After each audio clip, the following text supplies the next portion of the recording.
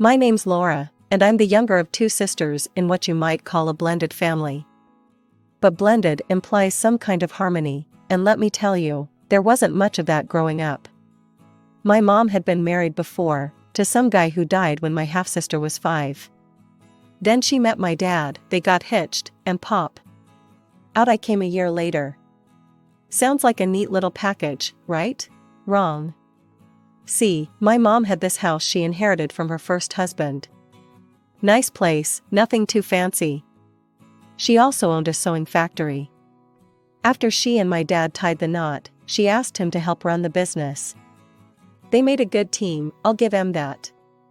Dad handled the money stuff, Mom took care of making things and dealing with people. They doubled the company's profits in no time. I remember overhearing them talk about the future once when I was little. They were in the kitchen, thinking I was asleep. I hope the girls will take over someday, Mom said. Keep it in the family, you know? Dad agreed. That'd be great. Laura's got a good eye for design already. And Sarah's sharp with numbers. Little did they know, Sarah had other ideas. My dear half-sister never let me forget that everything, the house, the business, even the damn spoons we ate with, belonged to her and Mom. This is my house, she'd say, blocking the door to her room. You're just living in it, 'cause your dad mooches off Mom. I was too young to understand why she was so mean. I just wanted to play with her cool toys or borrow a pencil to draw. But every time I touched something, she'd snatch it away. That's mine, she'd screech. My real dad bought it before he died. You can't have it. Mom tried to stop her. Sarah, honey, that's not nice. Laura's your sister. Half-sister, Sarah would spit back. And she gets everything. It's not fair. Dad never said much during these fights. He'd just pat my head and tell me to ignore her. But how could I? She made my life hell. One day, I found some colored pencils in the living room. I was so excited, finally, I could draw the beautiful dresses I saw in my head. I started sketching, lost in my own little world. Then Sarah stormed in. Those are mine, she yelled, grabbing the pencils. Before I could stop her, she tore up my drawings. I ran to Mom, sobbing. She hugged me tight and marched over to Sarah's room. That's enough, I heard her shout. You will not treat your sister this way. But nothing changed. Sarah kept finding ways to remind me I didn't belong. And as we got older, it only got worse. As we grew older, my parents tried their best to keep the peace. They'd buy us the same clothes, give us equal gifts on holidays. But it was never enough for Sarah. Laura's sweater is softer, she'd complain. Or, her necklace has more jewels. You always give her the best stuff. It didn't matter that it wasn't true. In Sarah's mind, I was the favorite, the interloper stealing her rightful place. When I was about 10, my parents decided to sell the old house and buy a bigger one. I remember the day we moved in, how excited I was to have my own room. This is amazing, I squealed, twirling around the empty space. Sarah appeared in the doorway, her face dark. Don't get too comfortable. This house belongs to me and Mom. You're just a guest here. I felt my stomach drop.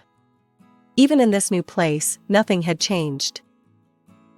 Later that night, I heard Mom and Dad talking in hushed tones. I don't know what to do anymore, Mom sighed. I've tried everything with Sarah. Maybe we should take her to see someone, Dad suggested. A therapist or counselor? Mom agreed, and soon Sarah was going to weekly sessions. But if anything, it only made her more resentful.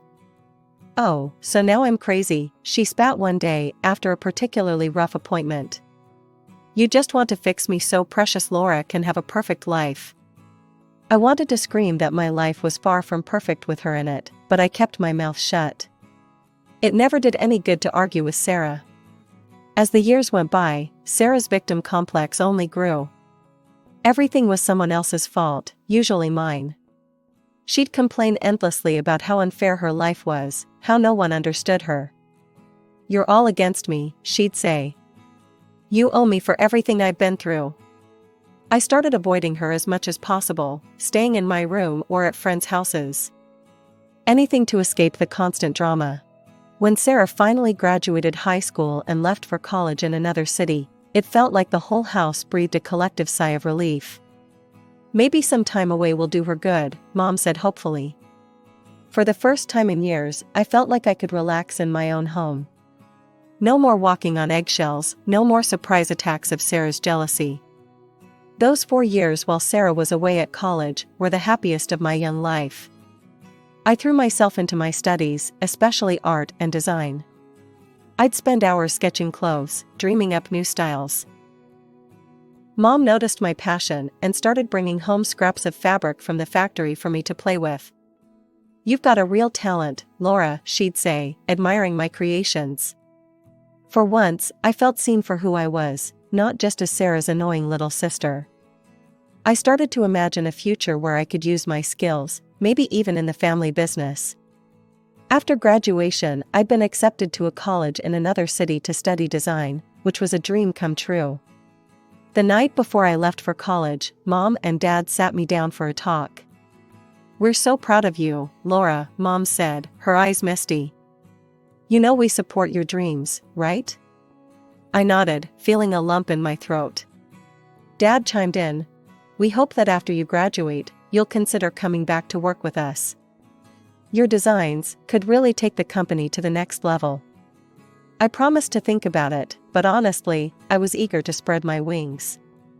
The idea of returning to my hometown, where Sarah's shadow still loomed, wasn't exactly appealing. College life was everything I'd hoped for and more. It was during my second year that I met him. Jason. He was a few years older, working on his master's in business. We bumped into each other at a campus coffee shop, quite literally. I spilled my latte all over his shirt. We got to talking, and before I knew it, hours had passed. Jason was funny, smart, and actually listened when I talked about my designs. We started dating soon after. As graduation approached, Jason and I talked about our future. We'd been together for over 2 years by then, and things were getting serious. "I've got a job lined up here in the city," he told me one night over dinner. "What do you think about staying here? Maybe, together?" My heart soared at the idea. I'd landed a position as a junior designer at an up-and-coming fashion company, and the thought of building a life with Jason away from all the family drama was incredibly tempting.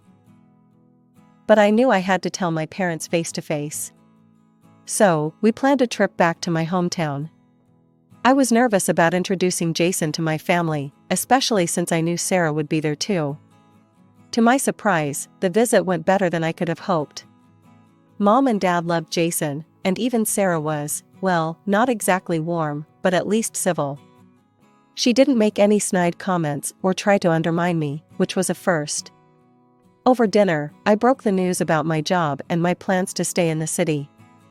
"That's wonderful, honey," Mom said, but I could see a hint of disappointment in her eyes. Dad cleared his throat. "Actually, we had an idea we wanted to run by you. What if you opened a branch of our company in your city? You could be in charge of design, create your own line." I was stunned. It was a generous offer, one that would allow me to pursue my dreams while still being part of the family business. "Can I think about it?" I asked. They agreed, and the rest of the visit passed pleasantly. As Jason and I were leaving, Sarah pulled me aside. "Hey, I know things haven't always been great between us," she said, looking uncomfortable. "But I'd like to try and change that. Maybe I could visit you sometime?" I was skeptical, but nodded. Sure, that'd be nice. Life settled into a comfortable rhythm after Jason and I returned from my hometown. I threw myself into my new job, learning the ropes and impressing my bosses with my designs. Jason and I started talking about marriage, looking at apartments, dreaming of our future together. Everything seemed perfect. Then, about 3 months after our visit home, I got a surprise call from Sarah. "Hey, little sis," she said, sounding oddly cheerful. "I'm in town. Mind if I crash at your place for a bit?" I nearly dropped the phone in shock. Sarah, voluntarily coming to see me? It seemed too good to be true. But I remembered her olive branch from our last meeting and decided to give her a chance. When Sarah arrived, I barely recognized her. Gone was the scowling, resentful girl I'd grown up with. This Sarah was all smiles and hugs. Over dinner that first night, she dropped a bomb on me. "I've been thinking," she said, twirling pasta on her fork. "Why don't you come back home? We could work together at the family business. It'd be great." I nearly choked on my wine. "What? But I just started my job here. And Jason?" Sarah waved her hand dismissively. "Bring him along. There's plenty of opportunity back home." I shook my head. "Thanks, but no. Actually, Mom and Dad suggested I open a branch here. I'm still considering it." For a moment, I saw a flash of the old Sarah, a tightening around her eyes, a slight downturn of her mouth. But it passed so quickly, I thought I might have imagined it.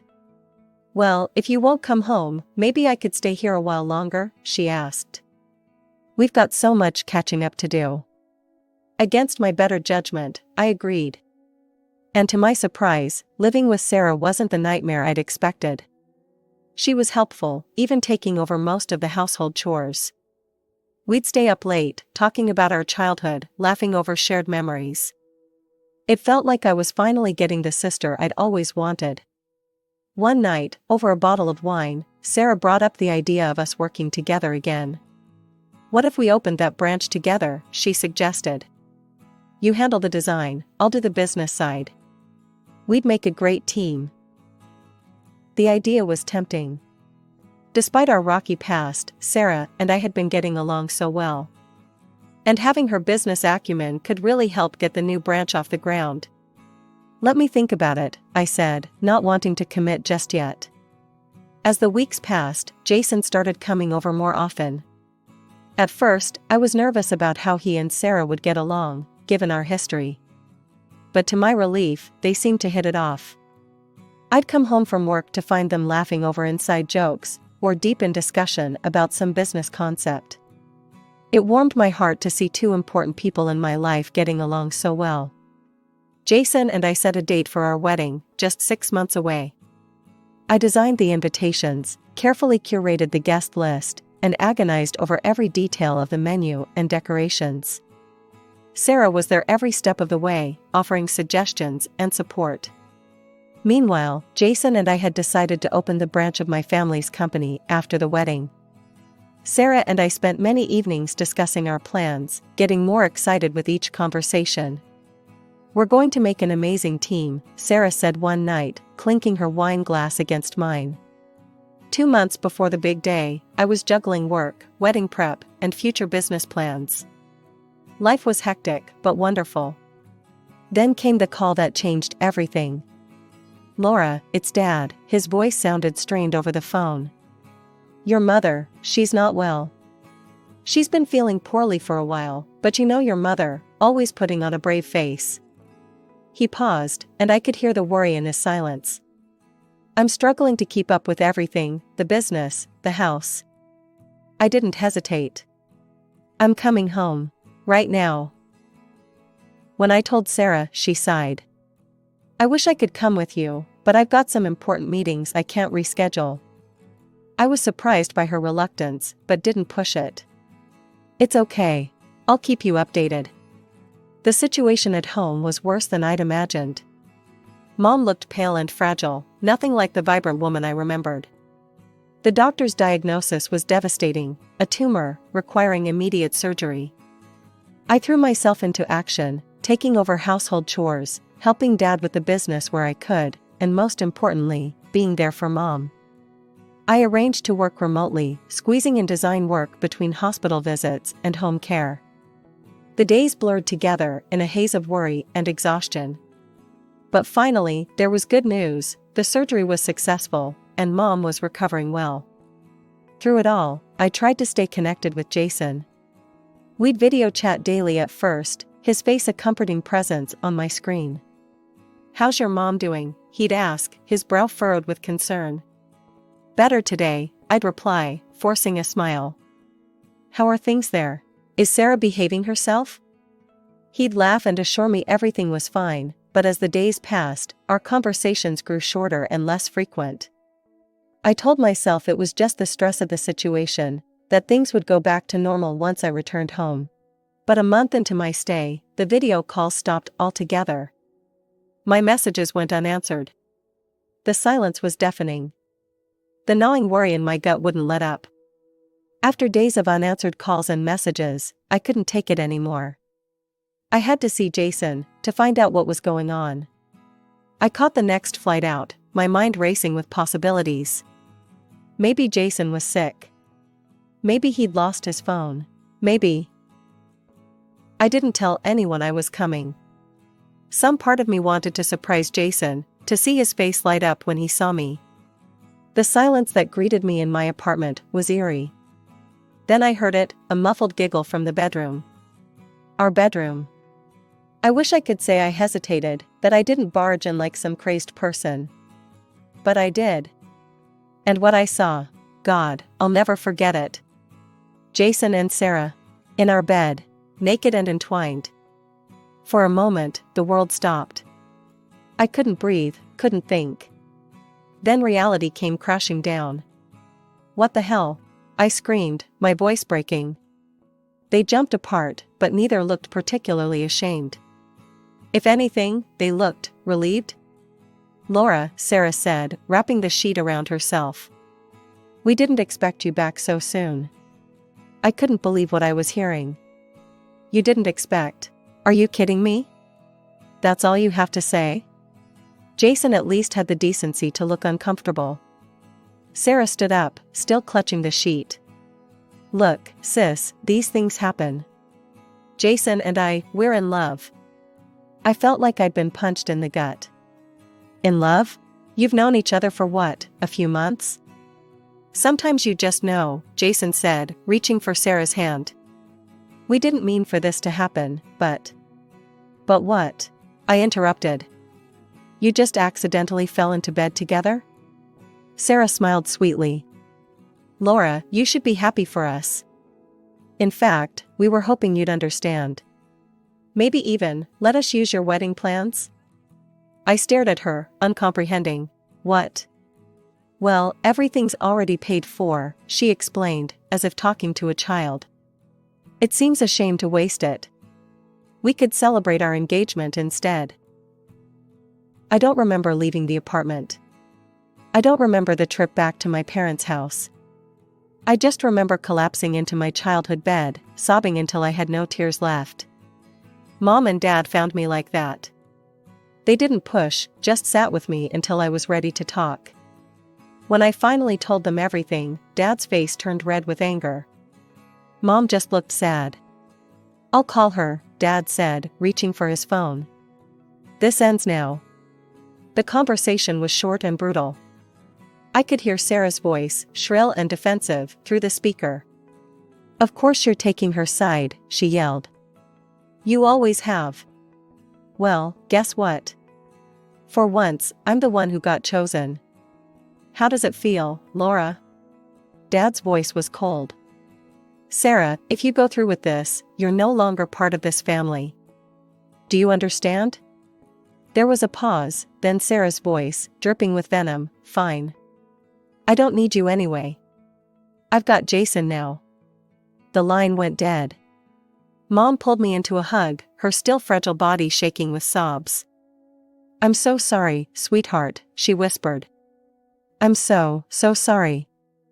I clung to her, feeling like a little girl again. But I wasn't a little girl anymore. I was a woman who'd just had her heart ripped out by the two people she should have been able to trust most in the world. The days following the revelation of Sarah and Jason's betrayal passed in a blur.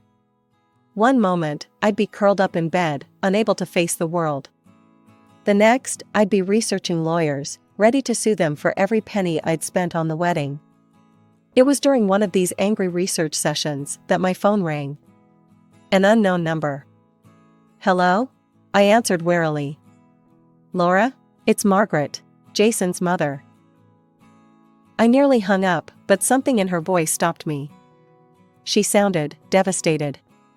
I don't know what to say, Margaret continued. We're so sorry, dear. So very sorry. I listened in stunned silence as she poured out her heart. How shocked and disappointed they were in Jason. How they'd always thought of me as a daughter. How they couldn't believe Sarah could do this to her own sister. We want to make this right, Margaret said finally. We know it won't fix everything, but we'd like to reimburse you for all the wedding expenses. True to their word, a check arrived a few days later, covering every last expense. It was a weight off my shoulders I hadn't even realized I was carrying. As the date of what would have been my wedding approached, I made a decision. I couldn't go back to the city, not yet. There were too many memories, too much pain. Would it be okay if I stayed here for a while? I asked Mom and Dad over dinner one night. Maybe work for the company? They exchanged a look, then Dad smiled. We were hoping you'd say that. We could use your talents, especially in design. And just like that, I had a new direction. I threw myself into work with a fervor that surprised even me. Every sketch, every design, was a middle finger to Sarah and Jason. Look what you gave up, I thought bitterly. Look what you lost. The day of Sarah and Jason's wedding came and went. We didn't attend, of course. I spent the day locked in my office, working on a new line of youth clothing I'd been dreaming up. Months passed. My design started gaining traction. The youth line was a hit, bringing in a whole new demographic of customers. Within a year, I'd helped increase the company's turnover by $1 million. Sarah and Jason? They were dead to me. I didn't think about them, didn't wonder what they were doing or if they were happy. They'd made their choice, and I'd made mine. 3 years passed in a blur of fabric swatches, design meetings, and growing success. I'd thrown myself into work, using my pain as fuel to drive our family business to new heights. Our company had become a major player in the fashion industry, and I'd made a name for myself as an innovative designer. One balmy summer evening, I was having dinner with Mom and Dad at their place. We were laughing over some silly memory when the doorbell rang. Dad frowned. Are we expecting anyone? I shook my head, a strange feeling of unease settling in my stomach. Mom went to answer the door, and suddenly the air was filled with a voice I hadn't heard in years. Well, look at this cozy family dinner, Sarah sneered, pushing past Mom into the dining room. Glad to see you're all doing so well without me. I stood up, my chair scraping against the floor. Sarah, what are you doing here? She looked different. Haggard, angry, with dark circles under her eyes. Oh, just thought I'd drop by, see how the other half lives, she spat. Especially now that I'm newly single. Dad's eyes narrowed. What happened to Jason? Sarah let out a bitter laugh. Turns out, once a cheater, always a cheater. He left me for his secretary. Ironic, isn't it? I felt a twinge of something, not quite sympathy, but a grim satisfaction. Karma, indeed. I'm sorry to hear that, I said, not entirely truthfully. But why are you here? Sarah's face hardened. I want what's mine. My share of the business. I'm family too, remember? Dad stood up, his voice firm. Sarah, you gave up any claim to this family and this business when you betrayed your sister. You're not getting anything. You can't do this. Sarah screamed, her composure cracking. You can't just cut me out. Mom stepped forward, her voice soft but resolute. We already have, Sarah. You're disinherited. Please leave. For a moment, I thought Sarah might lash out physically. But instead, she just glared at us all, her eyes burning with hatred. This isn't over, she hissed, before storming out. A few days later, I was in my office when I heard a commotion from the lobby. I rushed down to find Sarah in the middle of our workspace, screaming at the top of her lungs. You're all being deceived, she yelled at our bewildered employees. My parents are unscrupulous liars. They've stolen what's rightfully mine. I didn't hesitate. I called the police, keeping my voice calm, despite the chaos around me. We need officers at Fashion Forward Designs immediately. We have an unstable individual causing a disturbance. Even as security tried to remove her, Sarah kept fighting. Over the next few days, she escalated her attacks, trying to break into our parents' house, smashing windows, and in a final, terrifying act, attempting to set fire to the front door. It was clear this couldn't go on. With heavy hearts, we took legal action, obtaining a restraining order that banned Sarah from approaching me, our parents, or any of our properties. As I sat in my office after the court hearing, looking out over the city I'd come to love, I felt a complex mix of emotions. Sadness for the sister I'd lost, anger at her actions, but also pride in how far I'd come. I was now a respected entrepreneur and fashion designer, my name known throughout the industry. Love? That could wait. The wounds from Jason's betrayal had healed, but I wasn't ready to risk my heart again. Not yet. For now, I was content to pour my passion into my designs, into building something lasting and beautiful. Grocery shopping herself, she used the ingredients that I had bought for my cooking, leaving me at a loss when I came home and found that the groceries I thought were in the fridge were gone. Of course, I complained about this, but my mother-in-law either didn't care or didn't listen. "I suppose you ate dinner out with your boyfriend since you're cheating," she would say, irritating me beyond belief. Even when I came home late from work and started cooking, she would create a commotion, accusing, "You must be cheating if you come home at this hour," leaving your mother-in-law alone. During my work's busy period, when I was often coming home late, she constantly made a fuss about me cheating. I was so stressed that I even felt sick. "I'm begging you, please leave. I'm not cheating. I truly love David," I told her. David, too busy to come back to the US, tried his best to persuade his mother. Still, her response was disheartening. "So you want me to leave that badly? You must be cheating after all." I could only sigh at this point. On a day off, I went out to meet a friend and was once again accused of cheating by my mother-in-law. My mother-in-law seemed determined to catch my infidelity and began a clumsy attempt to tail me from behind. She hid behind lampposts and behind our home's brick wall, busily skulking about. I chose to ignore her antics. I met up with a friend at a cafe, grumbling in a low voice so my mother-in-law wouldn't hear. Suddenly, a flash of light blinked a few times. It was her, taking pictures of me. My friend, looking suspicious, asked, "What's that, a stalker?" My friend Abby has been a close friend since our student days. Abby, a tough woman, began to stand up saying, "Should I tell her off?" But I quickly persuaded her to sit. No, please sit down." Abby, sporting a pixie cut in street-style fashion, looked androgynous. I mentioned that my mother-in-law might have mistaken her for a man, which caused Abby to double over in laughter. Enjoying the spectacle, Abby leaned closer to me, held my hand as a joke to provoke my mother-in-law. Each time, my mother-in-law flashed her camera, capturing every moment. When I checked in the mirror, she seemed thrilled, snapping photos of us while her nostrils flared with excitement. I found myself laughing at the absurdity of the situation. Having witnessed my mother-in-law's silly antics, I managed to let off some steam and went on to do a little shopping with Abby before we parted ways. Sure enough, my mother-in-law followed me home, hiding behind lampposts and brick walls just like before. Every so often, I'd quickly run around like playing a game of red light, green light, and she'd scamper off to hide. It was amusing, and I found myself playing along with her ridiculous game. I thought how foolish she must be to believe that I didn't notice her tailing me. Once I arrived home and started to take off my shoes, my mother-in-law quickly rushed in. If she was tailing me, she could have at least delayed her return home.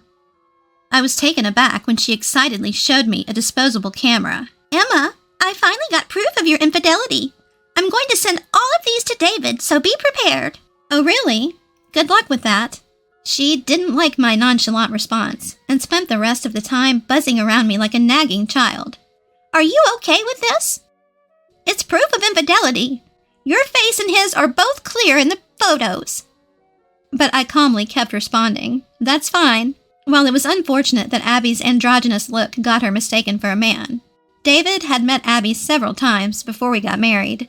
Even if she sends a photo of me and Abby as proof of infidelity, David will likely recognize her as just a friend. As I endured my mother-in-law's ridiculous and childish schemes, I suddenly had to go on a business trip overseas. It was a shame that I wouldn't be able to meet David because it was in a different country, but it couldn't be helped. I informed my mother-in-law, who I live with, about my business trip, although I didn't ask for her input.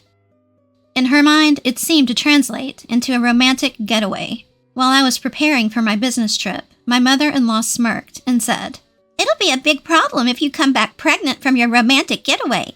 David hasn't seen you in a while, so it won't be easy to pretend that the baby is his." Her distasteful imagination made it pointless to argue back. I responded nonchalantly, "Yes, indeed, but it's a business trip, not a romantic getaway," and I left for my trip. My business trip was busy and hectic, and the days flew by in a whirl. When I finally returned to the U.S., I was exhausted. My boss, who had also joined the trip, seemed worn out as well and left for home. I had planned to buy some duty-free sweets before going home, so I took a break on a bench. At that moment, my phone rang. It was a call from Abby, and she told me something surprising. Emma, welcome back. There's something I need to tell you. Your mom came to the company our family runs." "What?" The company run by Abby's family isn't the type that ordinary people visit. When I learned that my mother-in-law had gone there, I felt my blood boiling. Abby told me how she handled my mother-in-law and asked me if she went overboard. I replied no, I think it was just right. After laughing and ending the call with Abby, it was just about time to leave when I got another call from my mother-in-law. "Emma, you should be back from your trip now. Did you enjoy your affair trip?" It wasn't an affair trip, and I didn't particularly enjoy it because I went there for work. "Well, I've already sent David the evidence photos."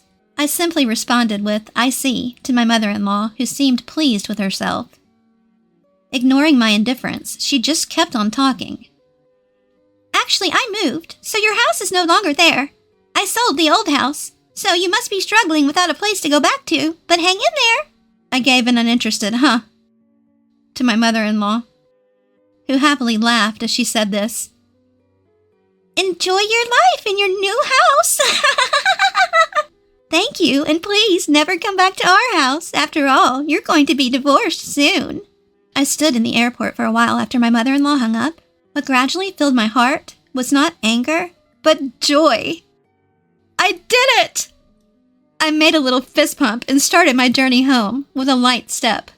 Of course, I was returning to the house my mother-in-law said she had sold. The furniture was probably taken out by my mother-in-law. Although a lot of things were gone, I accepted it as a severance fee. I immediately called a locksmith to replace the front door lock, so that my mother-in-law could not get in even if she returned. Then, I lay down in the living room, comfortably, celebrating the freedom I had finally attained. I made another fist pump inside the house, shouting, "I did it!" The next day, I got a call from my mother-in-law. "What's wrong?" I asked her, maliciously, as she spoke in a flustered manner. She was trembling as she said, "Actually, I thought I sold the house, but it turns out I didn't. It seems I borrowed money without realizing it. Debt collectors are coming, and it's really scary." That must be terrifying, because the company she unknowingly visited, thinking it was Abby's parents, was on the surface a real estate company, but its hidden side was a loan sharking business. According to Abby, they had told her repeatedly that the house couldn't be sold. The house was in David's name, so she couldn't just sell it on her own. Having been turned down by all the real estate agencies she went to, she ended up at the company Abby's parents ran. To her desperate plea to sell the house, they gave her a promissory note for a large amount of debt to sign. But she thought she was selling the house and signed it without reading the content. The document seemed to obligate her to repay $1,000 every day. She managed to pay off the debt collectors for today, but she doesn't have the means to prepare $1,000 every day from tomorrow on, so she came crying to me. "Please, Emma, you have to help me. The debt collectors are pounding at my door from dawn. It's terrifying. I can't sleep well, and I don't have much money. I used the money I borrowed to buy a new house, so I don't even have any savings left. I know what. Please, transfer $10,000 to my account every week until I've paid off the debt." Do you think there will ever come a day when you can pay off the company's debt? I don't think it will. Even if you combine my income with David's, it's impossible to transfer $10,000 every week. I'm sorry, but your only choice is to work hard and earn it yourself. What? As if there's a day job out there where I can earn $1,000 every day. Well, why don't you try talking to the company you borrowed money from? They might be able to introduce you to a good job. I meant it as a joke. But my confused mother-in-law said, "Really? Then I'll go and see." And she hung up the phone. I thought to myself, oh dear. There was no stopping my mother-in-law now. I heard from Abby later that my mother-in-law suddenly showed up at the company and said, "I have no choice but to work because I have no money. Is there a simple and easy job where I can earn more than $1,000 a day?" Abby and her team did find my mother-in-law a job. A company where many people sleep in dilapidated shacks that serve as employee dormitories. In that company, they work tirelessly day and night, doing quite a bit of physical labor. Even elderly people are made to work relentlessly. So my mother-in-law seems to be working herself to the bone. The dormitory for the workplace is inside a network lined with barbed wire, reminiscent of a prison, and the employees are blindfolded and transported to and from work in a van. So they are forced to work without even knowing where they are. She'll be free once she can pay off the debt. That is, if the day ever comes. Abby, who said this with a smile, is a dear friend of mine. But I hope she'll forgive me for feeling a little scared. Several weeks after my mother-in-law disappeared, David's overseas assignment ended and he returned home. When I told David what had happened, he only said, "There's nothing we can do about my mom. All we can do is wish her a long life from afar." It seems David never really liked his incomprehensible mother from when he was a child. He tolerated her because she was his mother, but it seemed that David had completely lost patience with his mother, who continued to suspect me, his wife, of infidelity. When I asked David if he had received the so-called evidence photos of my infidelity, he said, "Oh yeah," as if he had just remembered and handed me a photo from his bag. "That's Abby, right? I have no idea why she would assume this was proof of infidelity. I actually had a huge fight with my mom over the phone. I told her I would cut ties if she kept suspecting you, Emma, but she just wouldn't listen, and it really annoyed me. But I thought this was a good picture, so I brought it home."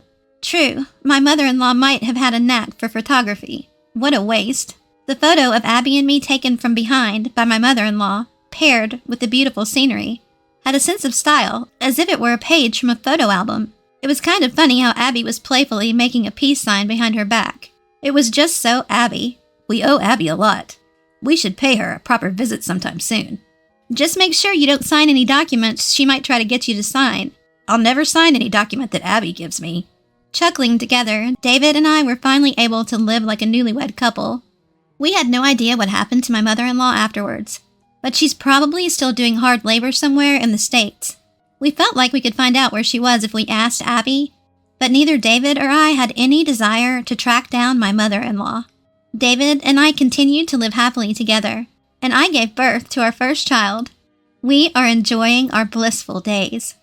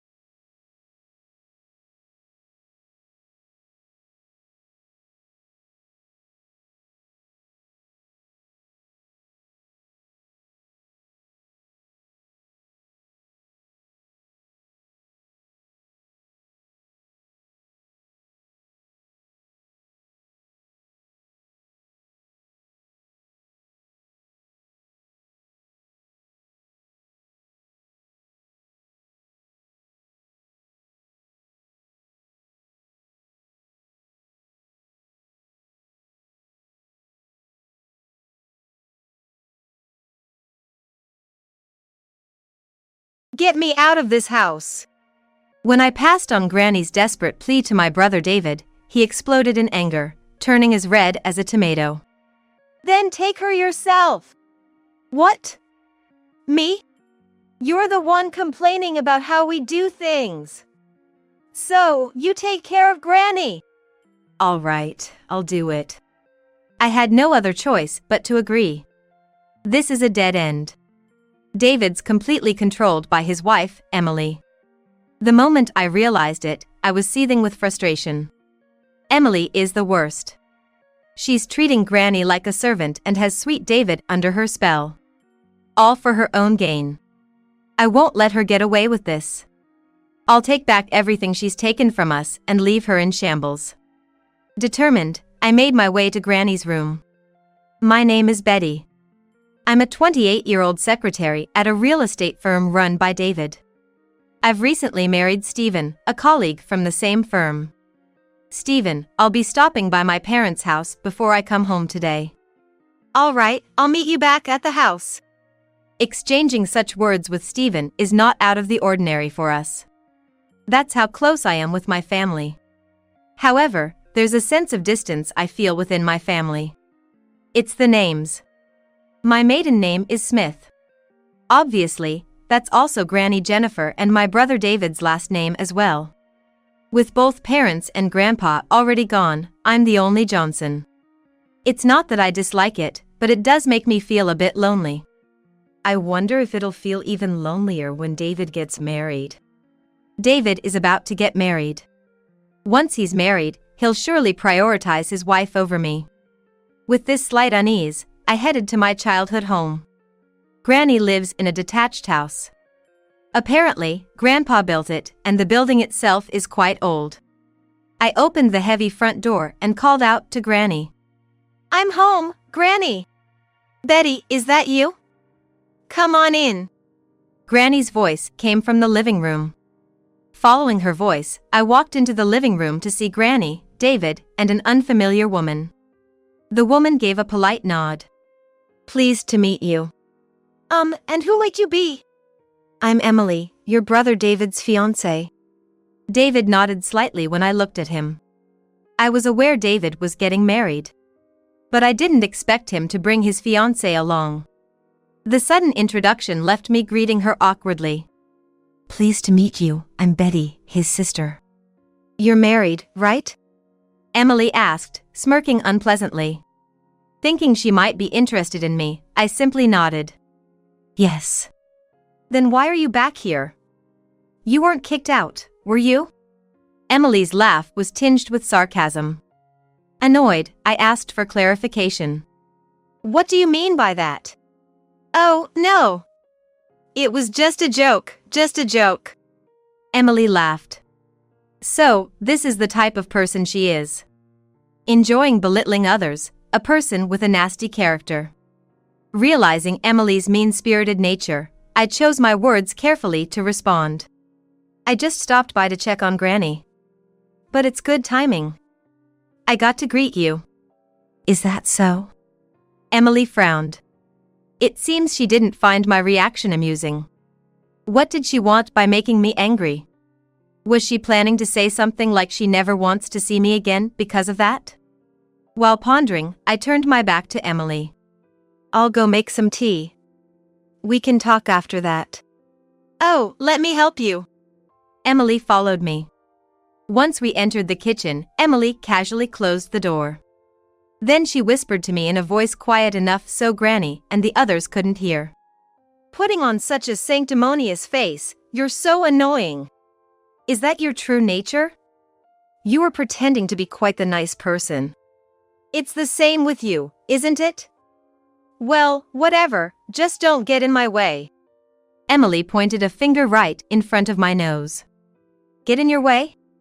The greetings are done, and I'm officially becoming the wife of this house.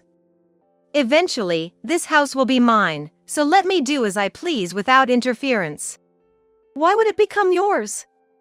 A brother's wife has no rights to inheritance. When I countered, Emily smugly replied. If David inherits, it's as good as mine. You, Betty, has no say in it. This is also my family home. Such a noisy woman. I'll tell David you're harassing me and that I'm having second thoughts about our marriage. I was at a loss for words. Indeed, Emily has a bad personality. But it's David who's marrying her. I can't ruin David's marriage on my own. Now that you understand, don't show your face here again. I had no choice but to nod to Emily's words. Half threatened by Emily, I began to visit my family home less and less. Since I used to stop by almost every day, both Granny and David were worried about me. Work has just gotten busier. I made up excuses like that. I kept hoping that David would see Emily's true colors. But David seemed like a different person when talking about Emily. Looking back, he was always so happy. So, I gave up, thinking it would be difficult for him to see. Meanwhile, David and Emily got married.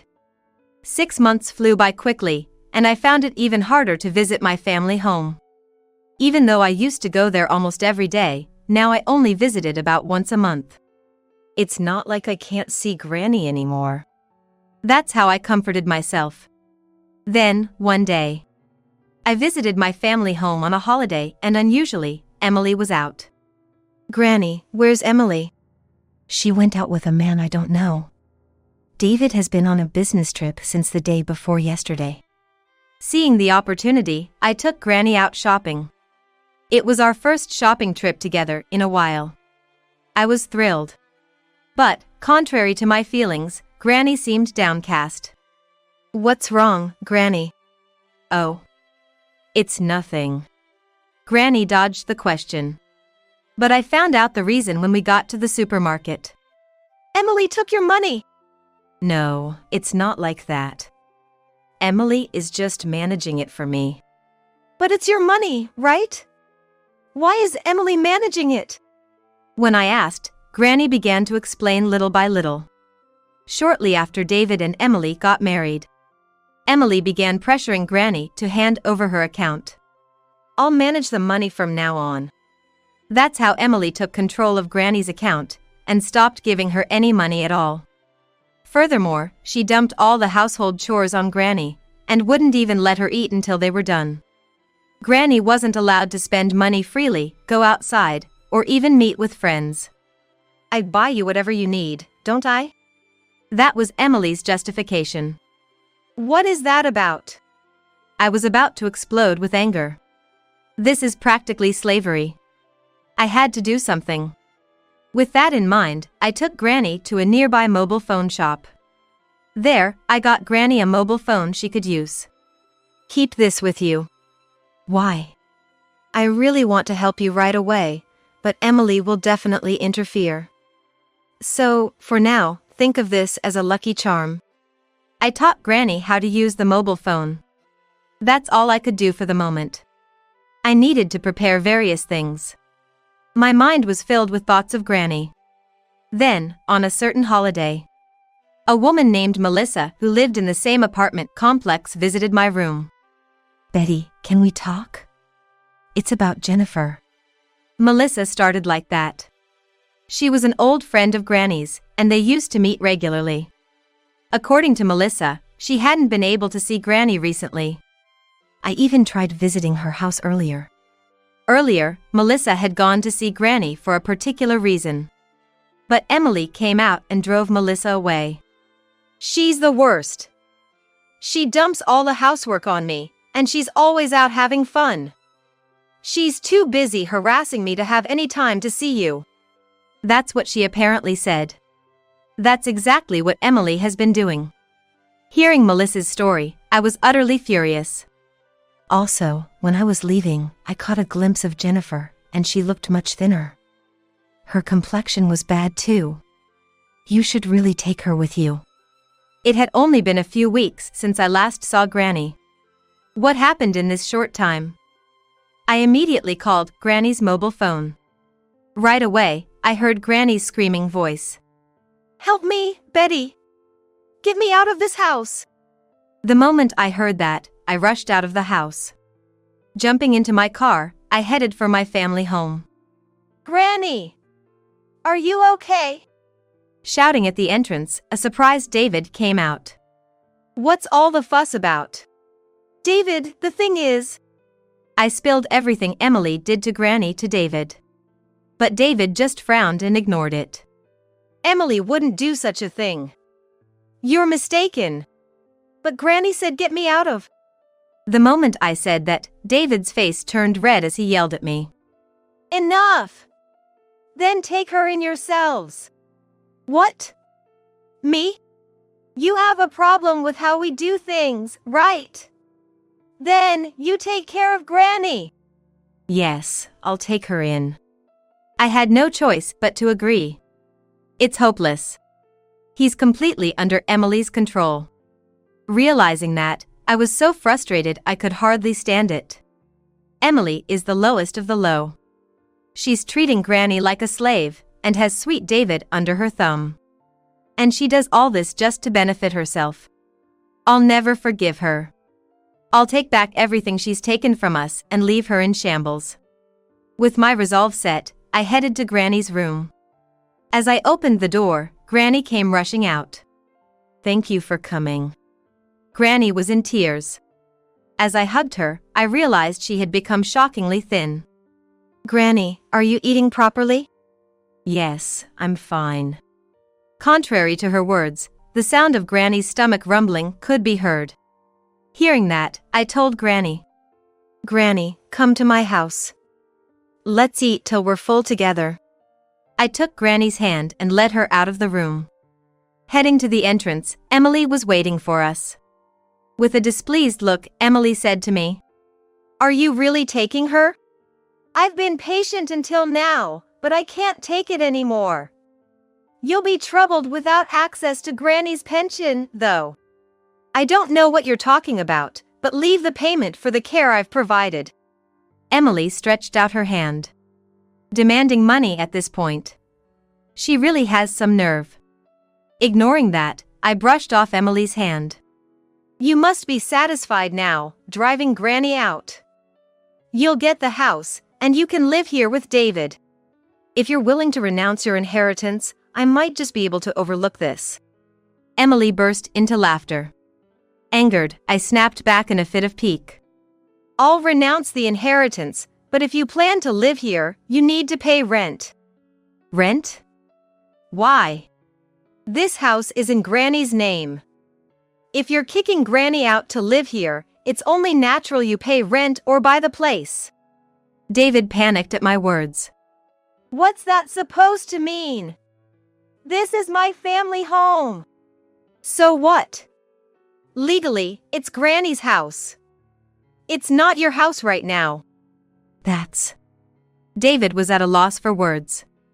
Looking back and forth between David and Emily, I confidently stated, I'm more knowledgeable about these issues as a real estate agent. David, you have two choices. Pay rent or buy the house. Let me know what you decide. I briskly closed the front door and left the family home. Then, I helped Granny into the car. Sorry for being late. It's fine. I'm just glad you came. While we were talking, Emily came out of the house. She approached me, yelling, I'll buy the house, just as you want. But in return, never show your face to me again. Do you have that kind of money? Of course. I was a popular restaurant worker. She must have made her money working at a club. That would explain her wide circle of friends. I calmly informed her. Then, I'll have my real estate agent to handle it. Huh? Are you planning something sneaky? Emily glared at me. It's necessary for a fair sale. Fair sale? You should sell it for less at times like these. Pay back for the care I've provided. Emily shouted, pointing at Granny. However, I responded as calmly as I could. In family home sales, if it's sold below market value, it can be considered a gift. Then, you'd have to pay a gift tax. But… Emily fell silent at my words. With a glance at Emily's frustrated face, I got into the car. Well, anyways, you really wasted an opportunity. Huh? Granny is a flower arrangement teacher. Yet, you kept her locked up in her room and turned away people who came to see her. What a waste. At that moment, Emily had a realization. A flower arrangement teacher? Don't tell me the people who came to the house were her students? Indeed, Granny had been teaching flower arrangement classes at home. Melissa was not only a friend but also one of her students. That's why she had been visiting Granny, only to be turned away for no reason, leading to the current situation. She has more than 10 students. Each pays a few dozen per class, which adds up to a significant income. You've wasted several $100s. Emily looked down, visibly frustrated by my words. With a sideways glance at Emily, I left with Granny in the car. On the way home, I contacted Stephen. Upon arriving, Stephen was there to greet us. Dinner is ready. Come inside, both of you. Come on, Granny. Stephen led Granny to the living room. While Granny was eating, we discussed what to do next. After a long discussion, Stephen suggested that Granny could live in his cottage. It's in the countryside, but there's a shop nearby, and there are people living around it. Stephen's cottage was inherited from his father. Located in the mountains of the neighboring state, a place I had visited several times. I think it's a good idea since you'll be busy with selling the house and all. What do you think, Granny? It's a quiet place where you can relax. Granny nodded at my suggestion. Now, the only thing left is to sell the house. Leave that to me. Actually, I have a cunning plan. A cunning plan? Stephen looked puzzled. I quietly shared my plan with Stephen. I see, that's a nice idea. I'm confident about it. We'll take back everything that was taken from Granny. I clenched my fist. A few days later, I summoned Emily and David to the real estate agent's conference room. However, only Emily showed up. Where's David? He's staying at home. Probably feeling guilty, I guess. Emily sneered unpleasantly. As long as you're paying, that's fine. Let's get started, then. I proceeded with the sale process, having other employees present as witnesses. But soon, Emily began to complain. What's this? Such a hassle. But you need to listen to the explanation properly. Huh? Enough already. It's going to sell at market price anyway, right? This is the fair price, isn't it? Emily asked one of the employees nearby. The employee quietly nodded. Then, this is fine. But there are still detailed explanations. So noisy. I said it's fine. Eventually, Emily barely glanced at the contract. She just checked the selling price and signed. Then, asking an employee to handle the title transfer, Emily quickly stood up. Well, take care of the rest. I have a date with my boyfriend. Boyfriend? Ah, never mind. Emily covered her mouth in an exaggerated manner. I glared at Emily and pressed on. Didn't you just say you have a date with your boyfriend? Why would I say that? I'm married. Seeing my gaze, Emily suddenly became angry. If you're going to make strange accusations, I'll sue. I'll even complain to your company. I'm sorry. Humph. Good if you understand. By then. Emily left the conference room with a triumphant look on her face. Just you wait. Even if you come crying and apologizing, I will never forgive you. I barely held back my laughter as I saw Emily off. About a month after that contract, Emily stormed into the company. Hey! Bring that woman out here! Emily was causing a scene at the company's reception. I hurried over to where Emily was. How may I assist you, ma'am? Don't ma'am me. What is the meaning of this? What seems to be the problem? I asked with a forced smile, prompting Emily to raise her voice even more. My money keeps disappearing. And it's being withdrawn under Betty's name. Bang. Emily slammed her account statement on the reception desk. I took a quick glance at it.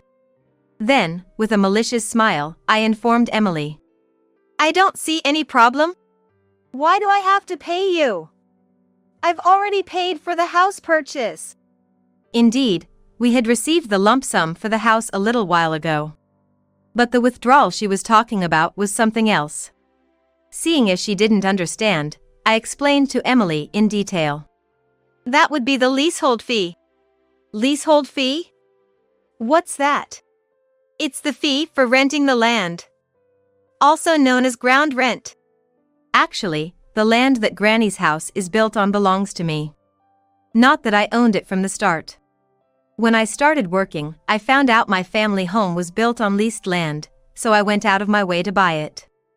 This way, you won't have to worry about eviction, should anything happen. That really helped me. I've been worried about it for a long time. Talking with Granny like that is also a fond memory. That aside, I pressured David and Emily to purchase the house. But I never said it included the land. Of course, I properly explained this to Emily at the time of the sale. However, Emily was too impatient to listen to my explanation. I expected this to happen, and she perfectly fell into my trap. As I was smiling, Emily, with an enraged expression, shouted at me. This is fraud. I explained during the contract signing. And it's also clearly stated in the contract.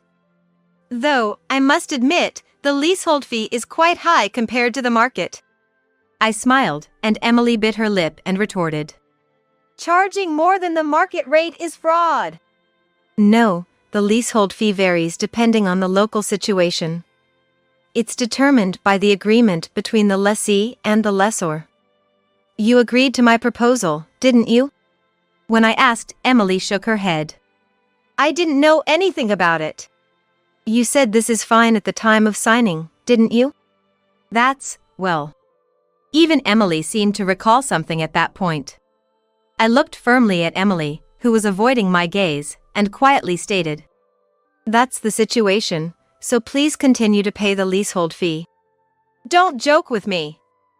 This is the same as paying rent. That's your problem, isn't it? It has nothing to do with me. Remember this. I'll definitely sue you. Emily ranted. She grabbed the account statement she had slammed down and turned her back on me with a swirl. Since we have an agreement based on an official contract, complaining won't change anything. Moreover, if you default on the leasehold fee, we will file a lawsuit for eviction. Shut up! I don't care! If it comes to a lawsuit, be prepared for enforcement to eventually take place. As I said this, Emily fled like she was escaping. I couldn't stop laughing. Emily's options from now on are limited. She either continues to pay me the leasehold fee or sells the house to someone else. While fighting in court is not entirely out of the question, it's not a realistic option. In any case, none of these options benefit Emily. But this isn't the end. We're going to get Granny's money back, too. I braced myself for what was to come. That night, I went to David's house with certain documents in hand. When I rang the doorbell, David answered. What? Betty? It's been a while. I need to talk to you. While we were talking, Emily burst out from the back. What are you doing here? Emily stamped her feet in frustration. I glared at Emily and said firmly. I have something to discuss. If you refuse, we'll just have to go to court. Court? I've checked Granny's account records. There were frequent withdrawals, but they weren't made by Granny. Emily remained silent at my words. I looked at David and asked. Emily has been using Granny's money. There are witnesses too. What will you do? Okay. Come in, let's talk. At that moment, Emily shouted. Don't listen to her. Shut up. It seemed David had his suspicions. Inside the house, I laid out several documents in front of David. These are the bank records. And here are the written statements from witnesses. Witnesses? Who would know about our family matters? Your boyfriend? No, your affair partner. You bragged in front of him, it seems. He thought you were someone who could provide him with money. As I sneered, David's complexion changed. He turned a sharp gaze towards Emily and demanded loudly, What's this about an affair partner? That's not true. Betty's just making things up. Emily was flustered. I heard it from Granny. Your affair partner, he came to the house several times, didn't he? And you yourself said it during the house sale, remember? Huh? I don't know what you're talking about. You said you were going on a date with your boyfriend, didn't you? If you don't remember, shall I remind you? I took out my mobile phone and played the voice recording from the contract signing. The moment Emily mentioned boyfriend was recorded. That's not true. It's edited. It's genuine. I always record for accuracy, and besides, I've gathered evidence of your affair. I said this as I placed a stack of reports on the table. It was an investigation report on Emily's behavior. David muttered while looking at it. I've always believed in you. Even with Granny's situation, I trusted you over Betty. And now an affair. That's it, we're getting a divorce. Emily snapped at David's declaration. Fine then. Give me back the money I paid for this house. First, return Granny's money. And the divorce settlement. Shut up. I can easily pay that. I can earn as much as I want if I go back to the club. Emily slammed the table. That's when I quietly made my point. Going back to the club might not be so easy. Why not? Have you looked in the mirror lately? All that playing around has made you quite a bit plumper than before. At that moment, Emily turned pale. In fact, Emily had gained a few dozen pounds since the beginning of her marriage. Well, best of luck with that. I left those words behind and exited David's house. In the end, David decided to divorce Emily and demanded compensation for her affair. There was some dispute over the amount, but it was eventually settled through mediation. Furthermore, I demanded that Emily return Granny's money.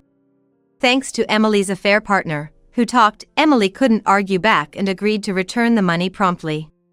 She honestly offered to return the money. However, in order to get Granny's money back, Emily demands for her money back by giving up the house. Reluctantly, I accepted her request. Emily returned to working at the club to pay the compensation to David. But Emily had changed in both style and everything else. Naturally, she couldn't earn as much as before. She was quickly moved to a back office role, and now, it's said she's working a lot behind the scenes at the club. On the other hand, perhaps because David felt he had no face to show us, he moved away as if fleeing. He now lives quietly alone in a small apartment. Meanwhile, I've been incredibly busy with Granny's move. I visited Granny almost daily and ran around handling the house's title transfer, among other things. And today, as things have finally settled down, Stephen mentioned something during lunch. Hey, I was thinking, why don't we live with Granny from now on? It goes without saying that I immediately agreed. I plan to discuss it with Granny today. What did you just say? I couldn't help but be shocked. A luxurious restaurant in a high-end hotel. The table was adorned with sumptuous dishes, symbolizing the importance of this special day.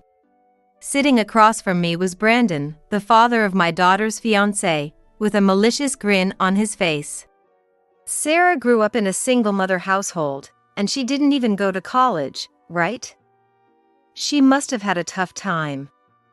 Like maybe delivering newspapers early in the morning to pay for her tuition. Or perhaps the nightlife industry. At first, his words seemed to express concern about Sarah's single-mother upbringing. However, they quickly turned into something mocking. I wanted to believe I had misheard. Today was a family meeting with my daughter, Sarah's fiancé, Nicholas, and his parents. It was an important occasion where we were supposed to become one family, yet the words spoken were incredibly insulting. Being directly or indirectly mocked for being a single mother was something I had sadly grown accustomed to.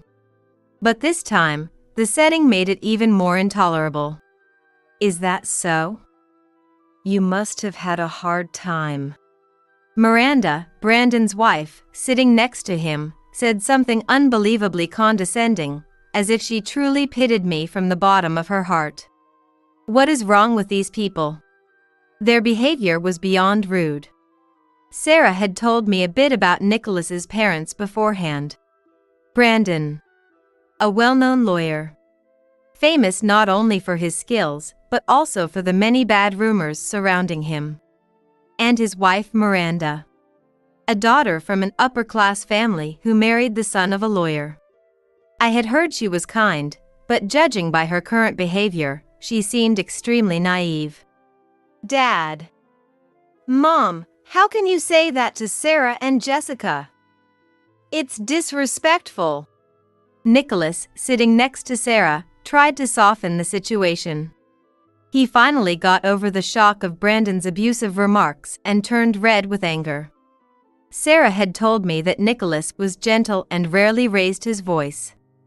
As Sarah said, he seemed like a kind person, and I found myself nodding calmly despite the unexpected turn of events. What's disrespectful? Miranda, seemingly not understanding Brandon's sarcasm, looked puzzled. Brandon, on the other hand, had a mocking attitude, as if to say, "You inexperienced fool. What's wrong with speaking the truth? I've seen many people from single mother and single father households. Many of them ended up committing crimes and came crying to their families. What?" My vision gradually turned red. Being mocked for being a single mother was one thing. But to insinuate that we had lived our lives doing something shameful or criminal was something I could not tolerate. And apparently, Sarah felt the same way. Sure, I didn't go to college, but now I work at the same law firm as Nicholas, and I'm an international lawyer. Haven't you heard that from Nicholas? What? Now it was Brandon's turn to be at a loss for words. I felt a bad sense of satisfaction. But someone like you couldn't possibly become an international lawyer. Don't lie. Have some shame, shame on you. Brandon, his face turning as red as it could get, berated Sarah. The atmosphere was no longer suitable for a family meeting, charged with anger. Sarah tried to respond forcefully, but Brandon spoke first. How did you get that qualification anyway? Probably by offering sexual favors for business deals, right? Single mothers like you and your kind are all the same. Even your dead father, I bet he didn't die in a dignified way either. I heard a sound, like something thick breaking inside me. It wasn't just my imagination. Otherwise, why would my vision be so red and wavering like water? What do you know? Mom? Sarah's worried voice broke through, noticing my change. She was regaining her composure. But it was too late to stop.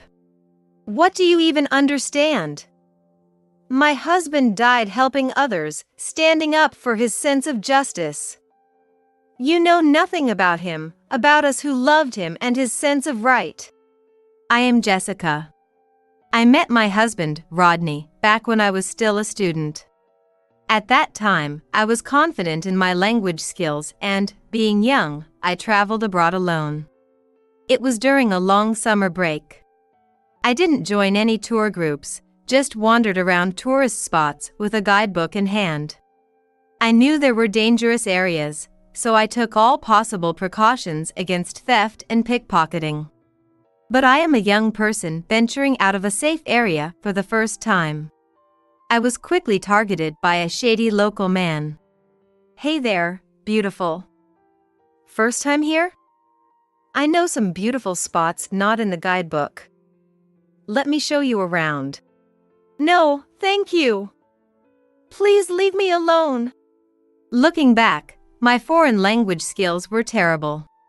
Suddenly, the man's speech sped up and became hard to understand. Even though it was just my unfamiliarity, it was probably normal speed for him. I responded awkwardly, with incorrect grammar. That likely made him think I was an easy target. Despite feeling chills, I tried to keep smiling, but he suddenly grabbed my arm. No, let go! It's fine, there's a hotel nearby if you're tired. What is he saying? I thought frantically, struggling to shake off his hand. But the difference in physical strength between men and women was evident. Moreover, he was quite well built. It wasn't easy to break free. I looked around for help, but even in a foreign land, it was the same. People passed by either ignoring us or seeing it as a minor squabble, offering no assistance. I felt helpless. I thought of my parents, who had been worried about my trip until the last moment. I felt sorry for them. I might never see them again. Just as I was about to give up. Hey! There you are! Over here! A male voice I didn't recognize. From his accent, he didn't sound like a local. Both I and the man holding my arm looked puzzled.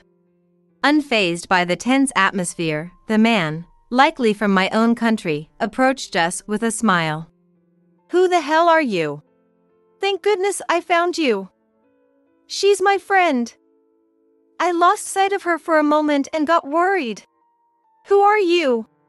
Out of the frying pan into the fire. Speaking softly in my native language, I asked the stranger. Then the man also whispered. Trust me. He whispered back. Then he turned back to the other man, smiling, and gestured for him to release my hand. I did try to warn her at first, but she has this troublesome habit of getting so engrossed in unusual things that she forgets her surroundings. It seems she couldn't control herself. You really helped us. Especially in a foreign land, where there's even rumors about people pretending to flirt only to engage in human trafficking. The man's face tightened as if he realized this might be true. He then released my hand and hurried away, almost fleeing. Did I get saved? Yes, it seems so. As the man's figure disappeared, the previously smiling and composed man suddenly collapsed to the ground, drained of energy. Hey, are you okay? I had suspected him of being a shady character, but this sudden collapse made me forget all those thoughts. Peering into his face, I realized he had been putting on a brave front. Sweat trickled down his smiling, yet pained face. I'm not doing so well, but I'm glad it worked out somehow. His face showed genuine relief from the bottom of his heart. Seeing his soft expression relaxed me a bit and reminded me of something important. Oh my. I didn't even thank you properly. I'm so sorry. And thank you. You saved me. When I hastily expressed my gratitude, the man seemed a bit taken aback. It's really okay. Meeting people, even through small things, is fate. It's only natural to help someone in trouble. He stood up with a smile, lightly brushing the dirt off his pants. Helping someone in trouble is only natural. His calm words echoed in my mind. There are still people like this out there. People who help others in need without expecting anything in return. Just because they have a strong sense of justice. But really, be careful in this country. What I said earlier is not a lie. He was probably referring to the rumors about human trafficking disguised as flirting. Thinking back, I was indeed in a dangerous situation. If this man hadn't helped me. If that other man had taken more forceful measures. When I think about it, I and this man were truly lucky. Thinking about it made me tremble with fear. Well, I'll be going now. His voice snapped me back to reality. I didn't know why. But maybe I was already drawn to his sense of justice at that moment. Wait, please! I found myself calling out to him as he was about to leave. The man turned back with a curious look. I called out without thinking, but had no idea what to say next. Desperately trying to think, I finally said, "Please let me thank you properly. I just realized I didn't even ask your name." It sounded like a cheesy pickup line. But the man, without suspicion, just gave a wry smile and told me his name. "My name isn't anything special, but it's Rodney. I'm just a solo traveler." This was how I met Rodney, who would later become my husband. After that incident in a foreign land, we exchanged contact information and, strangely enough, started dating soon after I returned home. Whenever our schedules allowed, we went on numerous dates. I soon realized that Rodney was a man of unyielding integrity and justice. During our dates, if he saw someone in need, even if it wasn't a person, he would rush to help regardless of our plans. For example, if he saw a lost child, he would stay with them until they were reunited with their parents, even if it took hours. Despite his fear of heights, he once climbed a tree to retrieve a baseball for some kids who had gotten it stuck. If he saw an injured stray cat, he would pick it up and rush it to the animal hospital without a second thought, not caring if he got blood on himself. He would take responsibility and care for it until he found it a new home. Honestly, sometimes, I felt a bit uneasy about his tendency to prioritize strangers over me. But that was just how he was, and it was one of the reasons I fell in love with him, so I chose to keep quiet. Time passed, we got married, and the following year, we had a child. Our daughter, Sarah, who had a gentle face just like him. Since Sarah was born, our daily life seemed to be filled with even more happiness. I had a loving husband, an adorable daughter. We weren't exactly wealthy, but we cherished our modest happiness, laughing together as a family. Those were days without any problems. However, those happy days came to an abrupt end. 5 years after Sarah was born, Rodney died at the young age of 31. It was a day I'll never forget. An unseasonal heavy rain was falling. Sarah and I stayed up, rubbing our sleepy eyes, waiting for Rodney, who was late coming home from work. The things Sarah and I talked about. I don't remember the details that much. I only remember the sound of the rain pounding down, and the sudden ringing of the phone informing me that Rodney had been taken to the hospital. With a sleepy Sarah, we finally made it to the hospital through the pouring rain, only to be greeted by Rodney, who was already cold. The doctor standing next to me calmly told me the cause of Rodney's death was drowning. In the midst of this heavy rain, he had jumped into the river to save a drowning boy, and only Rodney ended up losing his life. That was so typical of Rodney, I thought, as a strangely calm part of me noted. He saved someone, not thinking of himself, and ended up dying, a beloved and important hero. "Mommy, what's wrong?" Sarah, still looking sleepy, gazed up at me. I couldn't cry.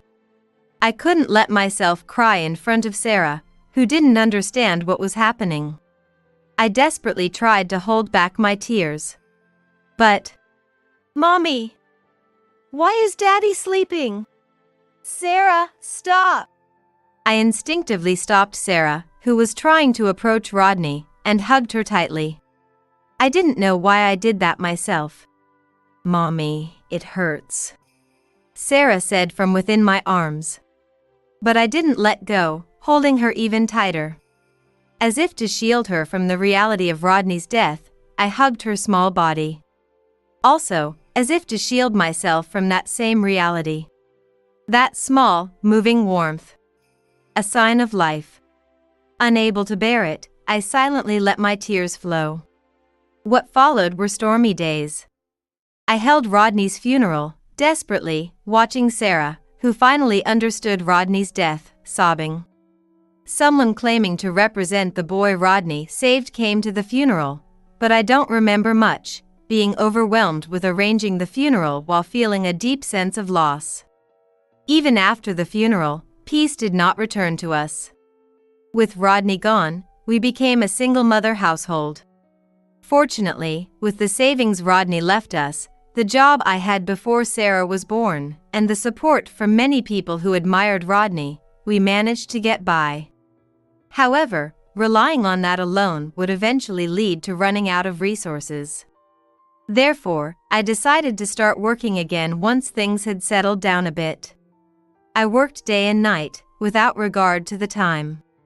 As a result, I felt guilty, knowing that Sarah was likely feeling lonely. Yet, I couldn't afford to stop.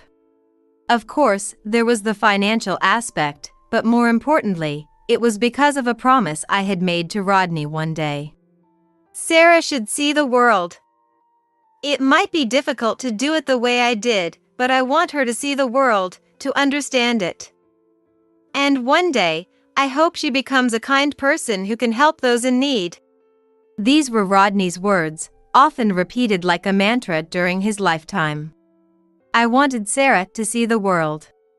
I wanted her to experience many things. I didn't want her to give up on those experiences because of money. That was my only driving force. Sarah never complained to my face about it. Maybe she was being considerate in her own way. Her grades were always top-notch, so she wouldn't have to go to cram school. Teachers constantly suggested prestigious private schools, but she stubbornly chose public schools.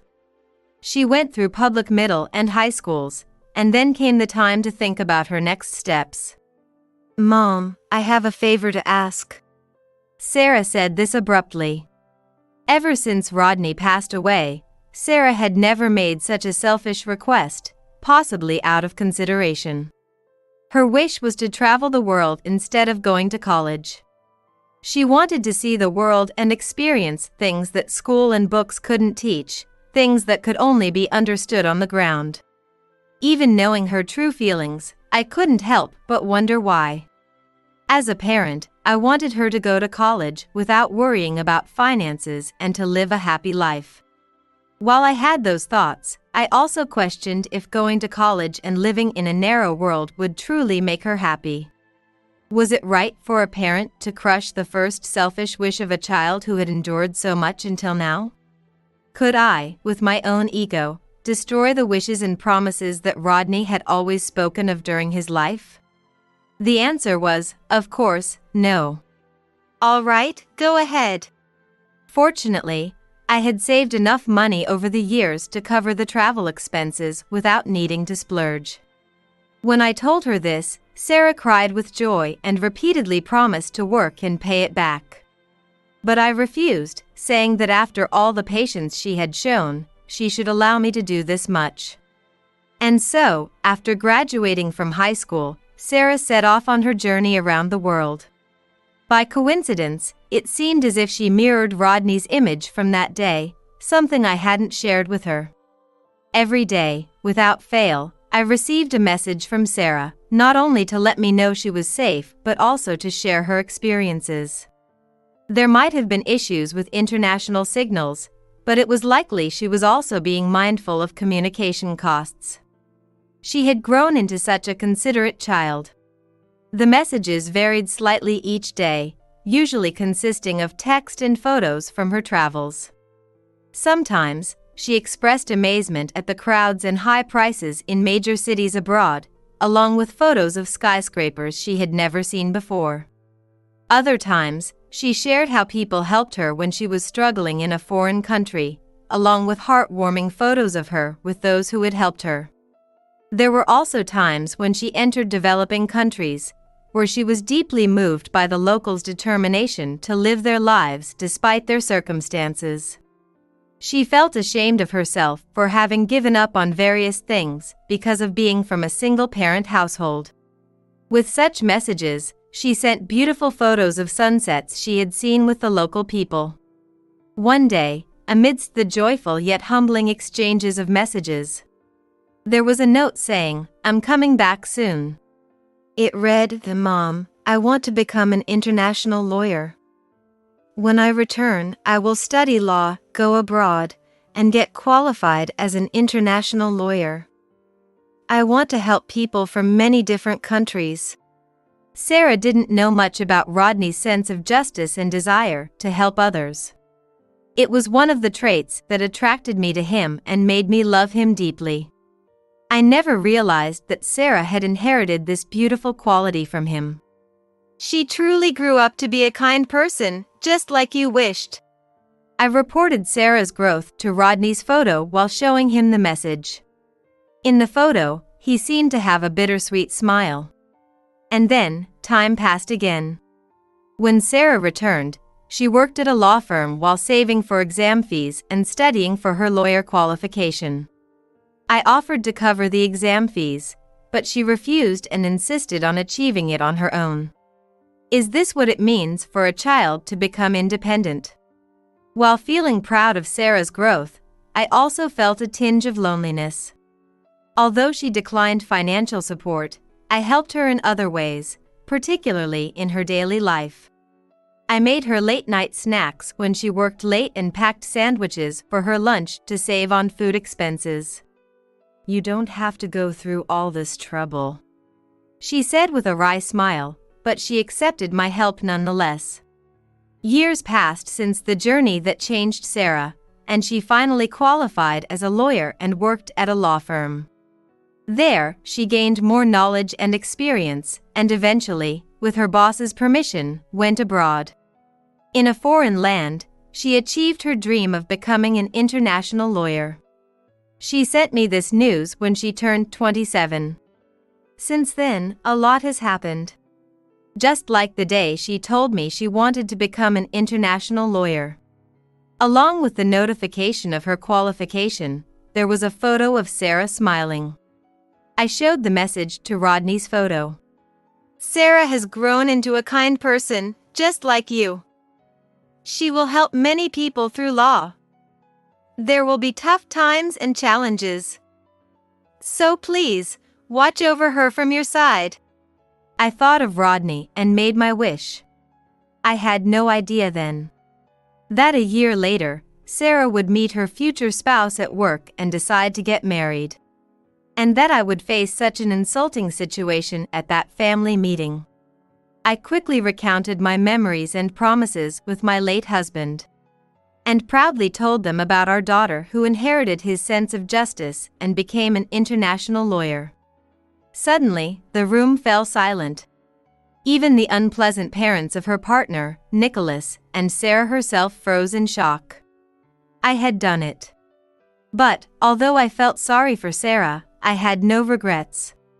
Rodney had helped a stranger boy selflessly and lost his life. My beloved, proud Rodney.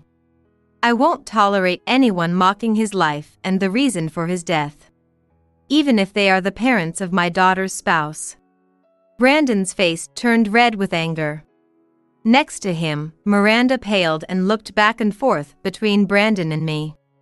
I braced myself for the worst words imaginable. It was at that moment when I resolved myself. It was Nicholas who broke the silence first, quite unexpectedly. With an expression of disbelief, Nicholas began to speak. "That person, could it be?" I was the next one to be surprised by what Nicholas said. He was completely right. Nicholas accurately captured Rodney's character from back then, and even knew the name of the hospital where Rodney had been taken. "Nicholas, how do you?" "So it was true." Nicholas interpreted my words as confirmation and his gentle expression contorted.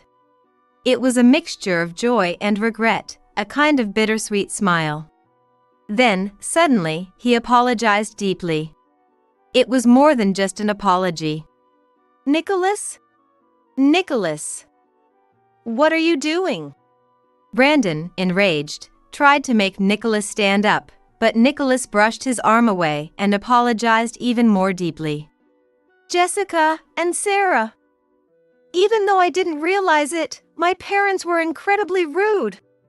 Nicholas, you don't have to go that far. That's right.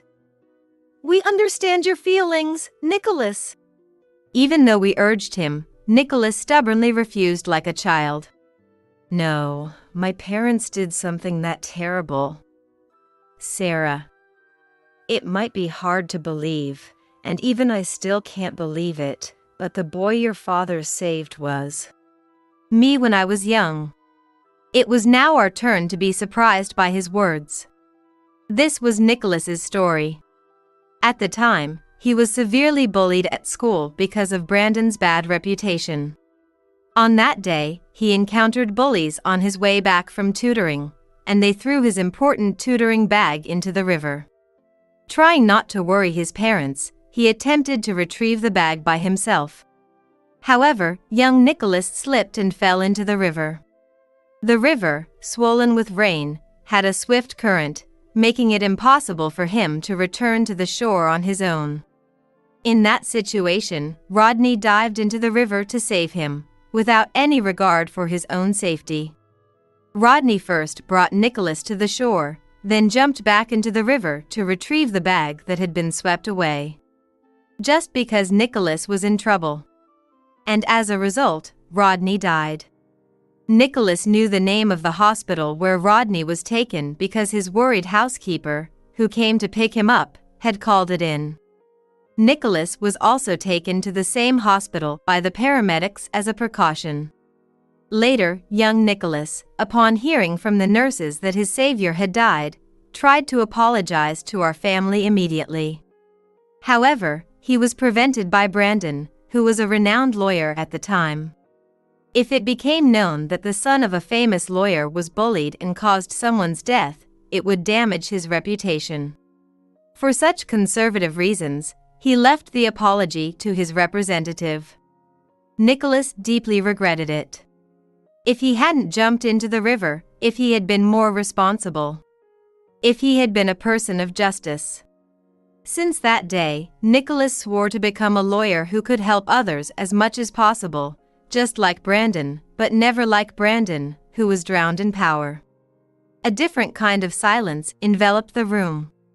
Nicholas, filled with rage, remained utterly silent, as if he had become a completely different person. Then, in the next moment, he did something unexpected. He offered a deep apology. I'm sorry.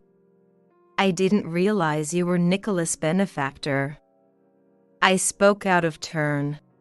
Neither Sarah nor I could say anything. I couldn't fully grasp Sarah's feelings. She simply stared quietly at the family she could consider her father's enemy. As for me, I was on the verge of exploding with anger. I thought, why apologize now? If he was going to apologize, why didn't he come to apologize the moment Rodney passed away? I was convinced that this apology wasn't sincere. However, it was Sarah who spoke first. Both of you, please stop. Her voice was surprisingly calm and gentle. It wasn't just me who was taken aback by this. Both of them also wore expressions of shock. Sarah continued. Indeed, it's hard not to feel that apologizing now is too late.